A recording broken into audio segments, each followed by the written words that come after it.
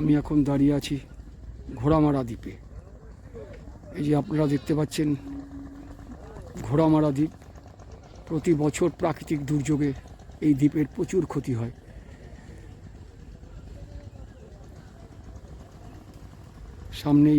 সামনেই নদী, ওপারে লট 8 কাকদ্বীপ, লট 8, এপারে ঘোড়ামারা, আর ডান দিকে আছে সাগরদ্বীপ।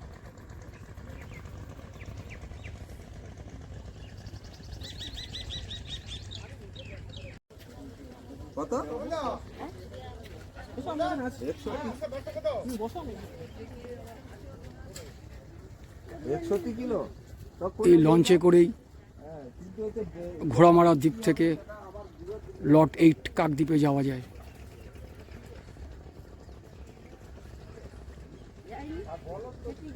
আমি এখন দাঁড়িয়ে আছি ঘোড়ামারা দ্বীপে।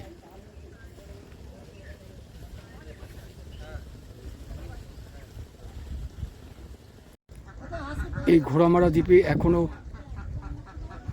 বিদ্যুৎ প্রবেশ করেনি। এখানে সোলারের সাহায্যে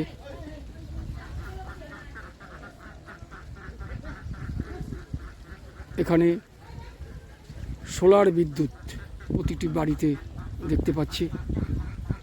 সোলারের সাহায্যে টিভি, লাইট, অন্যান্য বৈদ্যুতিক যন্ত্রগুলি পরিচালিত হয়। এখানে এখনো বিদ্যুৎ প্রবেশ করেনি।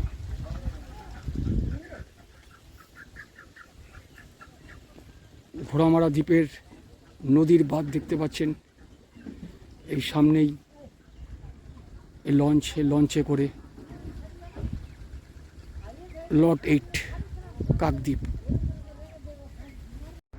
ঘোড়ামারা দ্বীপের নদী ভাঙন। প্রতি বছরই বর্ষাকালে এই নদী ভাঙন আস্তে আস্তে ঘোড়ামারা দ্বীপটাকে গ্রাস করে নেবে মনে হচ্ছে। দেখতে পাচ্ছেন কিভাবে নদী ভাঙন, তার উপরে বাঁধ আছে, এই যে বাঁধ দেওয়া আছে, আর নিচে গ্রামগুলি, পাশেই গ্রামগুলি।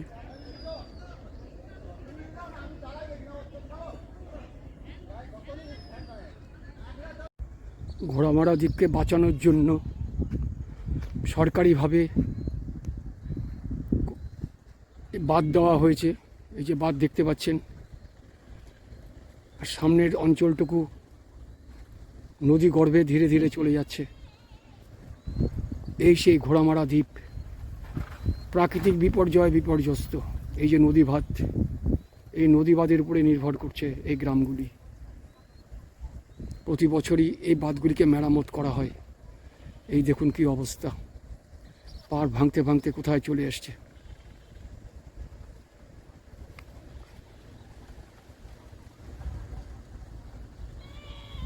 ঘোড়ামারার দ্বীপের বিভিন্ন গ্রাম, ফসলের ক্ষেত।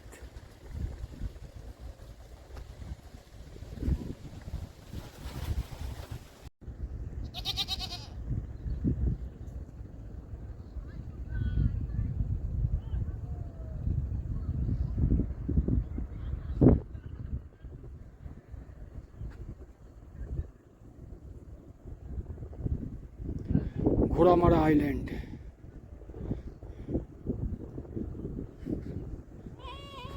বিশাল নদী, যার একুল ওকুল কিছুই দেখা যায় না।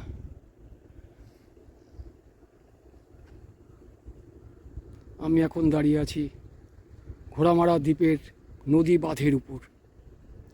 এই সেই নদী বাঁধ দেখতে পাচ্ছেন, তার পাশেই এই যে বিভিন্ন গ্রাম। ঘোড়ামারা আইল্যান্ডের গ্রাম।